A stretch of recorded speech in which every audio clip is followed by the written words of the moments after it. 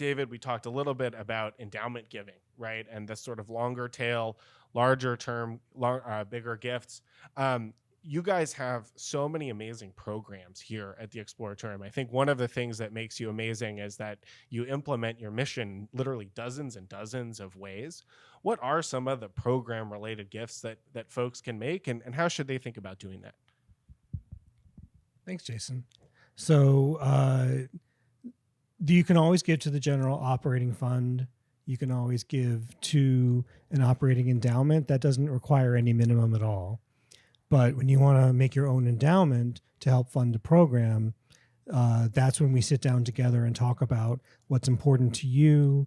And then maybe you might want to target a certain program that would kind of fit what you envision your money going to use. So, for example, we have the Teachers Institute, where teachers teach the teachers in California State how to teach science. And it runs over the summer while the teachers are not working. We have a whole set of PhDs who are behind the project. And what they do is they teach the teachers with new materials and new strategies and such. And the teachers take that back to the classroom and teach their children what we taught them here. So Teachers Institute is really good if you want to help, education and children and things like that. Whereas something like the High School Explainers program is we have a bunch of high school students we hire and pay to be here on the weekends to explain to our visitors various things like how to cut a cow eye or how to do a magic trick or that kind of thing. They're here to help explain the Exploratorium.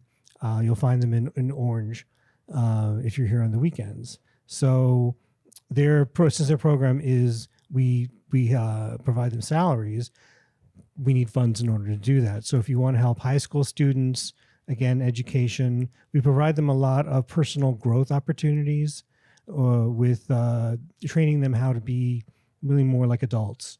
And it helps them learn, high school students, different professional growth type of opportunity. So that's a really great way if that's what you're thinking with regard to not necessarily small children, which the Teachers Institute will focus more on, although they also teach teachers who teach high school.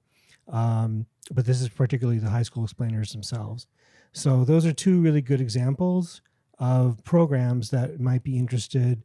Generally speaking, with the Exploratorium, funding things for children and education is a no-brainer because that's really what we do. So if you're interested in that, you can come and talk to me and tell me your thoughts about what you'd like to do, and I'll help guide you to the right solution for you. Thanks, David. And again, I think one of the challenges that a lot of donors have maybe when they look at an organization like the Exploratorium is to say, I love this place. How do I make the biggest impact? We talked around that question in our prep, but didn't address it directly. What would you say to a donor who came up to you today and asked that question?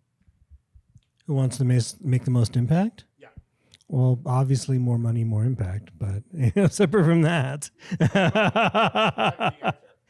Other than that, it's really, again, it depends on what's important to you, in terms of what you would like to impact.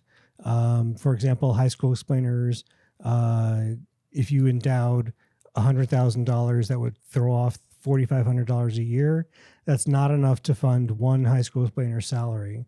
So maybe that's not, in terms of impact, what you're interested in, but you might want to impact maybe the Teachers Institute because they need materials and they need things to teach with, and all that has to be purchased, and you could help fund that.